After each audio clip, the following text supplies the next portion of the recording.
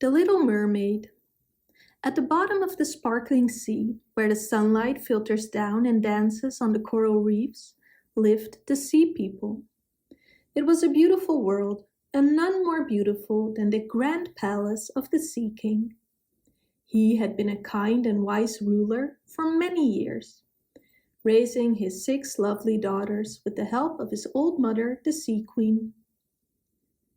The youngest of the princesses, the littlest mermaid, was a curious and gentle soul.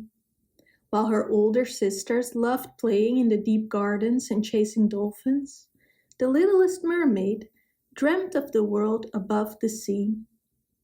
Her grandmother would tell her enchanting tales about the world of humans, and the little mermaid could hardly wait to see it for herself. When her 15th birthday finally arrived, it was her turn to visit the surface. Her heart raced with excitement as she rose above the waves and saw a magnificent ship sailing in the distance. Laughter and music filled the air, and as she swam closer, she spotted a handsome prince with black hair and bright eyes. The little mermaid couldn't look away. He was the most enchanting person she had ever seen. But as the night fell, dark clouds gathered on the horizon. A fierce storm broke out, and the ship was tossed by towering waves. The little mermaid watched in horror as the ship split apart and sank into the depths. Knowing humans could not survive underwater, she dived down to rescue the prince. She swam with all her strength and kept his head above the water, guiding him to the safety of the shore. There, on a sandy beach near a quiet monastery, she gently laid him down. She kissed his forehead, whispering a soft goodbye, and hid behind a large rock. Soon some of the girls from the monastery found the prince and cared for him. The little mermaid watched from a distance, a little sad, but also happy that he was safe. That night she returned to her underwater home and told her sisters about the prince. One of her sisters had heard of the prince's palace and took her to see it the next night. From then on, the little mermaid returned every evening to catch a glimpse of him, her heart filling with quiet longing. One day, feeling bold, the little mermaid visited the sea witch to ask for help. "I want to walk on land to be with the prince," she said. The sea witch cackled but agreed. "I can give you legs, but in return you must give me your voice. It will be painful to walk, but you will be able to live among humans. If you get a true love's kiss within 3 days, you can stay human and be with your prince. If you don't get a true love's kiss within 3 days, you will become a mermaid again and forever be in my service." The little mermaid hesitated, but her love for the prince gave her courage.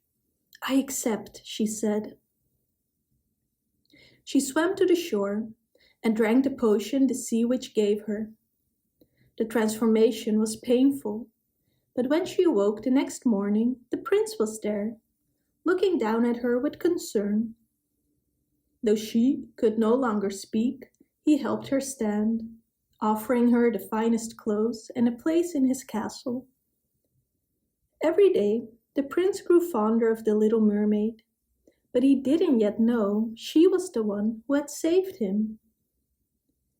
The little mermaid and the prince spent much time together, and even almost kissed, but the evil sea witch had her servants intervene. One day, the prince told her about a girl who had saved him on the beach, and how he wanted to marry her.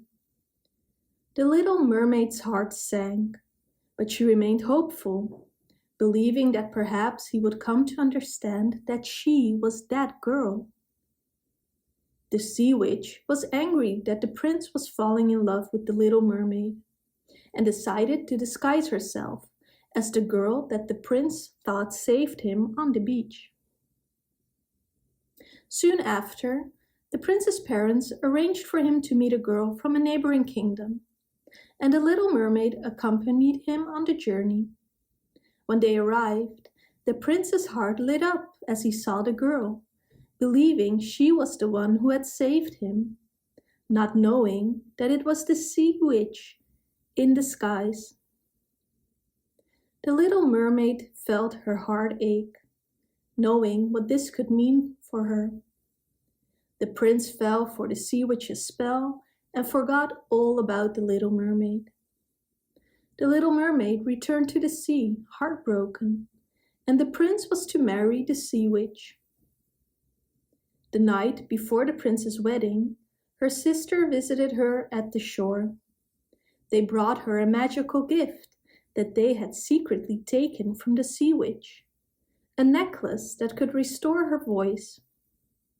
With this, you can tell the prince the truth, and he will know that you are the one who he truly loves, they said. Grateful for the chance, the little mermaid put on the necklace. As the prince stood on the deck of a ship, looking out over the water before his wedding, she found her voice again. "Prince," she called softly. He turned in surprise, recognizing the voice. "It's you," he exclaimed. "You're the one who saved me. I can't believe I didn't realize it sooner." And with hearing her voice, the spell the wicked sea witch casted over the prince disappeared. With joy and relief, the little mermaid told him the full story of how she had rescued him from the storm. The prince, overjoyed, took her hands and said, "I have loved you all along. I was blind to it, but now I see clearly. Will you marry me, and we'll be together forever?" The little mermaid nodded, tears of happiness filling her eyes. They sailed back to the kingdom, where they were married with a great celebration. The Sea King, the Queen, and her sisters all came to the wedding, blessing their union. And so, the little mermaid, no longer bound to the sea, lived happily ever after with her beloved prince. The two of them often returned to the shore, where she could visit her family in the ocean. And the sea and land lived in harmony ever after.